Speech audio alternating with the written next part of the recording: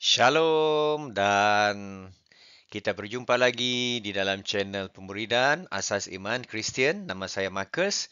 Sebelum kita menghabiskan 15-20 minit untuk belajar topik peranan ibadah dalam kehidupan Kristian, mari kita sama-sama berdoa.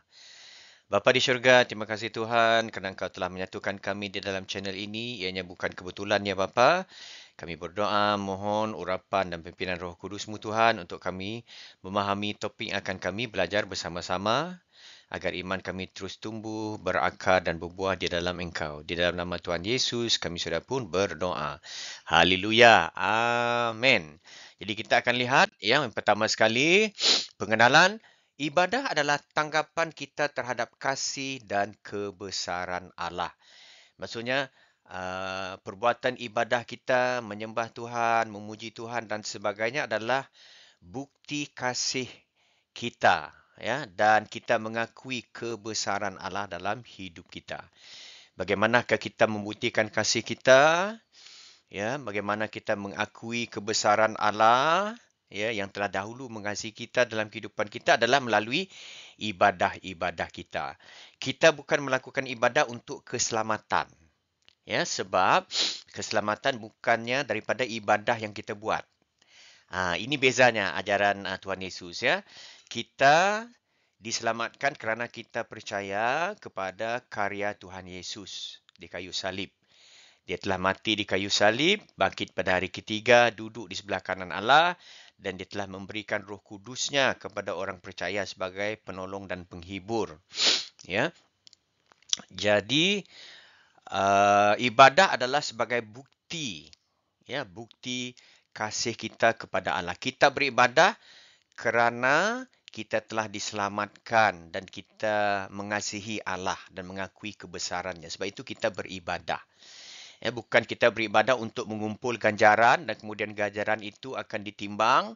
Kalau cukup maka masuk syurga. Bukan begitu, ya. Kita menerima Tuhan Yesus sebagai Tuhan dan Juru Selamat. Alkitab mengatakan keselamatan itu adalah kepastian bagi kita. Ya. Jadi kita beribadah untuk sebagai bukti kasih kita. Ibadah bukan sekadar ritual, ya, berlutut, membaca firman Tuhan, penyembahan kudus, tetapi adalah hubungan dengan Tuhan. Jadi maksud di sini adalah dia hubungan ini satu yang berpanjangan. Ya, dia adalah sesuatu yang konsisten, yang tetap, ya, bukannya sesuatu yang sekejap ada, sekejap tidak ada. Ya. Dan yang ketiga, kehidupan Kristian seharusnya dipenuhi dengan ibadah kepada Tuhan. Jadi saudara-saudari, bapa ibu, satu yang kita kena ketahui adalah bila kita bercakap tentang ibadah, ianya bukan pada hari Ahad sahaja. Ya, sedih sekali kita melihat ada orang Kristian yang dia pada hari Ahad dia kudus. Ya, baik, dia kudus, ya. Tapi bila dia keluar daripada gereja hari Isnin sampai hari Sabtu, tidak ada beza hidupnya dengan kehidupan duniawi ataupun kehidupan lamanya. Jadi ini bukan ibadah yang sejati. Sebab ibadah ini dia hubungan, berterusan, berpanjangan. Dan hidup kita, orang Kristian dipenuhi dengan ibadah. Hidup, dia kata sini hidup. Ya, maksudnya ke semua aspek kehidupan kita. Seperti kata Roma 12 ditulis oleh Rasul Paulus, persembahkanlah tubuhmu sebagai persembahan yang hidup. Hidup ini maksudnya berpanjangan, konsisten, yang kudus, menjauhi dosa, yang berkenan kepada Allah, berjalan dalam kehendaknya. Zaman dulu kambing domba ya dikorbankan, itu adalah persembahan yang mati.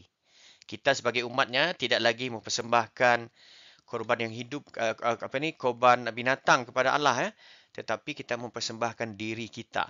Jadi seluruh hidup kita perlu menjadi ibadah kepada Tuhan. Itu maksudnya. Ya. Kenapa ibadah itu penting bagi orang percaya seperti kita? Nombor satu, sebagai bukti kasih dan hormat seperti yang saya katakan tadi. Ya, kita beribadah, menyembah, memuji Tuhan, ya, bersyukur pada Tuhan adalah tanda kasih kita padanya dan hormat kita padanya. Sebab kasih ini perlu ditunjukkan dalam perbuatan. Macam mana kita tahu orang itu mengasihi kita? Melalui perbuatannya. Bukan sekadar tutur bicaranya. Ya. Jadi itu yang kita kena ingat. Ya, jadi kasih kita perlulah ditunjukkan. Ya, kasih kita kepada Tuhan. Dan yang kedua, ibadah itu menguatkan iman kita. Bila kita memuji Tuhan, kita bersyukur, kita membaca firman Tuhan, kita bersekutu dengan jemaat-jemaat lain, ya. Jadi iman kita diperkuatkan.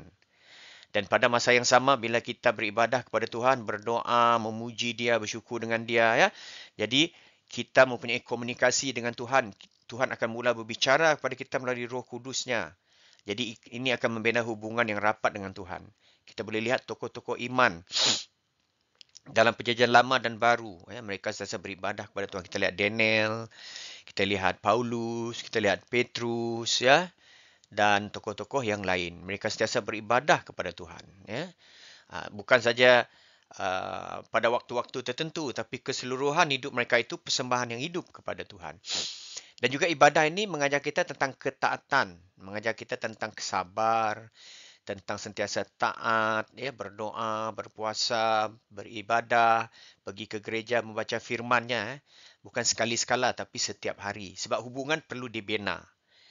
Hubungan dengan Tuhan ini perlu seperti kita menanam tumbuhan, perlu dibaja, ya, perlu diletakkan di bawah matahari, perlu dijaga maksudnya, ya. Dan juga mengajar kerendahan hati. Kita tahu kita makhluk yang lemah, ya, kita perlukan Tuhan dalam hidup kita, ya. Jadi Mazmur 29 mengatakan, berilah kepada Tuhan kemuliaan namanya, sujudlah kepada Tuhan dengan biaskan keutusan. Maksudnya di sini adalah ibadah. Bersujudlah maksudnya beribadah, ya. Apakah bentuk-bentuk ibadah dalam kehidupan orang-orang yang percaya? Yang pertama adalah melalui doa dan penyembahan seperti yang saya katakan tadi, ya. Kita berdoa, kita memuji Tuhan, ya. Kita membaca firman Tuhan, kita berpuasa, ini ibadah kita kepada Tuhan. Ya, selain daripada menguatkan iman kita, ya, menguatkan roh kita, ia juga bukti kasih kita kepada Allah. Yang kedua adalah beribadah bersama jemaat. Ini biasanya pada hari Minggu, ya, kita bersekutu dengan jemaat yang lain. Dan yang penting sekali seperti yang saya katakan tadi adalah ibadah melalui kehidupan sehari-harian kita. Di tempat kerja kita, di universitas tempat kita belajar dan sebagainya, ya. So ini dia ibadah kita. Ya, sebagai bukti sebab kita dipanggil menjadi garam dan terang dunia, ya. Jadi melalui pekerjaan kita lakukan dengan baik, ya. Kita menyedari bahawa aku bekerja terutamanya untuk Tuhan, bukan untuk manusia. Ya, sebab ada tertulis dalam Alkitab, ya, lakukanlah segala sesuatu, ya, di dalam nama Tuhan Yesus. Ya, segala sesuatu katanya. Jadi maksudnya ibadah kita bukan hanya di dalam gereja tapi di luar gereja dalam semua aspek kehidupan kita. Macam mana kita menguruskan keluarga, macam mana kita melakukan kerja kita di pejabat atau di kantor, ya, dan sebagainya. Ya, Ibrani 10:25. Janganlah kita menjauhkan diri dari pertemuan-pertemuan ibadah kita. Di sini bercakap tentang ibadah dalam jemaat. Ya. Ibadah melalui doa dan firman, ya, seperti yang saya katakan tadi, doa adalah bentuk ibadah yang menunjukkan kita bergantung kepada Tuhan. Kita mengakui kita tidak dapat menjalani hidup ini tanpa Tuhan. Dan ingat, ya, Tuhan kita, Allah kita adalah Allah persekutuan. Ya, jadi bila Adam dan Hawa dijadikan, Allah pergi kepada mereka dan bersekutu dengan mereka dan berkomunikasi dengan mereka. Dalam perjanjian lama kita lihat Allah juga campur tangan dalam kehidupan umat Israel. Dan bila Tuhan Yesus berjalan di muka bumi ini, Tuhan Yesus pun bersekutu dengan pengikutnya dan campur tangan dalam kehidupan orang-orang di sekeliling lah, melalui mujizat, ya, penyembuhan dan sebagainya, ya. Yang kedua, membaca dan merenungkan firman Tuhan adalah ibadah yang memperbaharui firman. Sebab kata Paulus, ya, segala tulisan itu firman Tuhan, ya, baik untuk mengajar, menegur dan sebagainya, ya. Jadi membaca firman Tuhan pun satu bentuk ibadah. Membaca firman Tuhan ini adalah makanan rohani, ya. Doa adalah nafas rohani, ya. Filipi 4:6 ini menggalakkan kita dalam ibadah doa, ya. Dia kata, nyatakanlah segala hal keinginanmu kepada Allah dalam doa dan permohonan dengan ucapan syukur. Jadi ini menyatakan doa sebagai ibadah. Ibadah melalui nyanyian dan penyembahan. Ya, jadi ada agama lain yang tidak faham kenapa kita sebagai orang Kristian menyanyi, bertepuk tangan dan sebagainya. Adakah ini Alkitabiah, kata mereka, ya? Sebenarnya ada dalam perjanjian lama dan perjanjian baru. Kita lihat Efesus 5:19. Ya. Berkatalah seorang pada yang lain dalam mazmur, ya, kidung puji-pujian dan nyanyian rohani, nyanyilah dan bersoralah bagi Tuhan dengan segenap hati. Jadi nyanyian, puji-pujian adalah sebahagian daripada ibadah. Sebab itu di gereja nyanyian dilakukan. Yang penting kita menyanyi untuk Tuhan. Kita menghayati lirik lagu tersebut, ya, dan kita menyujukannya kepada Tuhan dengan hati yang penuh syukur dan rendah diri. Dan Tuhan berkenan kepada pujian yang tulus, ya, daripada hati yang suci, ya. Dan juga satu lagi seperti yang saya katakan tadi adalah ibadah ini adalah kehidupan melalui ketaatan dalam hidup kudus. Bukan saja hari Ahad kita beribadah hidup kudus, hari Isnin sampai hari Jumaat kita bergulumang dengan dosa. Jadi ibadah kita adalah 24 jam, 7 hari seminggu. Ya, 365 hari setahun. Ya, ibadah sejati melibatkan hidup yang taat kepada Tuhan. Ya, taat kepada firman-Nya. Sebab itu membaca firman setiap hari adalah penting. Kalau kita tidak membaca firman Tuhan, macam mana kita tahu kehendaknya dalam hidup kita, ya? Jadi itu ibadah, membaca firman Tuhan dan berjalan menurut firman-Nya. Bukan baca saja tapi lupa. Kita baca dan kita minta Roh Kudus memimpin kita untuk hidup dalam firman. Yang kedua adalah hidup yang suci dan menjauhi dosa, hawa nafsu, ya, dan sebagainya adalah satu ibadah. Seperti dalam 1 Petrus 1 ayat 15. Ya. 1 Samuel 15:22 mengatakan, ya, sesungguhnya mendengar lebih baik dari korban sembelihan, memperhatikan lebih baik daripada lemak. Sini maksudnya mendengar, memperhatikan ini adalah aspek perbuatan, aspek dalam kehidupan, dalam aktivitas harian. Ya. Jadi ibadah kita bukan saja di gereja tapi di luar gereja dalam kehidupan kita. Apakah kebaikan ibadah dalam kehidupan orang percaya? Nombor satu, seperti saya katakan tadi, kita akan menjadi rapat dengan Tuhan. Kita akan mula mendengar bisikan suara Tuhan. Kita akan mula melihat mujizat-mujizat Tuhan dalam hidup kita. Tuhan campur tangan dalam hidup kita bila kita beribadah pada Tuhan. Ya. Memberi ketenangan dan kekuatan dalam menghadapi masalah, cabaran, pencobaan kehidupan ini. Dan memberi penghiburan rohani. Kekuatan kita datang daripada dalaman. Bukan daripada luaran.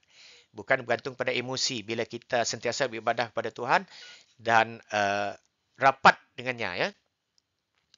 Dan menghasilkan sukacita. Tidak kira apa masalah cabaran dalam hidup. Sukacita kita itu ditimbulkan oleh Roh Kudus, ya. Dan dibangkitkan dalam diri kita. Bukan bergantung pada emosi kita.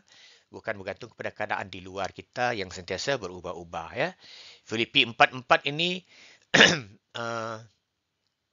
menyeru kita untuk bersukacitalah sentiasa. Walaupun jemaat dulu diseksa kerana kepercayaan mereka, tapi mereka bersukacita kerana sukacita mereka itu bergantung kepada Kristus. Jadi bila kita beribadah, ya, puji sembah dan sebagainya, ya, beribadah dengan hati yang tulus dan murni, bukan beribadah untuk meninggi-ninggi diri, menyombong, mengatakan kita lebih alim, kita lebih rohani, kita lebih baik daripada yang lain, bukan, ya. Yang kedua adalah beribadah dengan kesungguhan, bukan mengikut emosi. Kalau emosinya okey, baik, dia beribadah. Kalau emosinya tidak okey, ada masalah, dia tidak mahu beribadah, tidak mahu bersekutu, tidak mahu pergi gereja dan sebagainya. Ya. Dan juga beribadah dengan menghormati Tuhan. Ya, menghormati Tuhan. Ya, macam mana? Dengan kita mengakui segala dosa kita, minta pengampunan sebelum kita masuk dalam hadirat Tuhan. Ya. Yohanes 4:24. Allah itu roh dan barang siapa menyembah dia harus menyembahnya dalam roh dan kebenaran. Roh ini maksudnya dipimpin oleh Roh Kudus, ya. Dan kebenaran ini hidup kudus dan mentaati firman Tuhan. Kesimpulannya saudara-saudari, ibadah semada di hari Minggu dengan jemaat yang lain ataupun dalam kehidupan kita yang lain adalah bukti iman kepada Tuhan dan bukti kasih kita. Ya. Iman tanpa perbuatan adalah mati, kata Yakobus, ya. Jadi kita perlu membuktikan iman dan kasih kita kepada Tuhan melalui ibadah kita. Kita beribadah bukan untuk mengumpul kebaikan dengan harapan kebaikan ini akan menutupi dosa kita, bukan. Ya, kita beribadah kerana kita kasihkan Tuhan. Kita beribadah kerana kita bersyukur dengan Tuhan. kita beribadah kerana kita menghormati Tuhan kita. Ya, itu maksudnya. Ya. Bukan beribadah untuk diselamatkan. Sebab bila kita menerima Yesus, kita sudah diselamatkan. Ya. Ibadah bukan sekadar aktivitas pada hari Minggu saja, tapi gaya hidup. Persembahkanlah tubuhmu sebagai persembahan yang hidup, katanya. Yang hidup maksudnya pergi gereja kita hidup, di luar daripada gereja pun kita hidup. Betul? Jadi maksudnya kena beribadah sepanjang masa dalam semua aspek kehidupan kita. Ya. Dan ibadah mendekatkan kita kepada Allah, seperti yang saya katakan tadi, dan sentiasa memperbaharui dan mengecas iman kita. Kadang-kadang iman kita ni pandai luntur, macam bateri di HP, ya, di handphone, ya, hampir. Ya. Dia pandai jadi lemah. Jadi bila kita beribadah, kita dipulihkan kembali. Ya. Jadi Mazmur 95 ayat 6 mengatakan, masuklah, marilah kita sujud menyembah, berlutut di hadapan Tuhan yang menjadikan kita. Ini maksudnya marilah kita beribadah kepada Tuhan. Ya. Jadi teruskan beribadah, bukan saja di hari Minggu, tetapi juga dalam kesemua aspek kehidupan kita. Kita persembahkan seluruh hidup kita, ya, pekerjaan kita, studi kita, ya, sebagai persembahan yang hidup dan yang berkenan kepada Allah. Sampai kita jumpa lagi dalam pembelajaran yang lain, ya. Teruskan belajar firman Tuhan, berdoa, beribadah, ya, bersekutu dengan yang lain, ya. Dan sama-samalah kita berjalan teguh di dalam iman bersama Kristus. Kasihanilah Allah dan kasihanilah manusia. Tuhan berkati, kita jumpa lagi.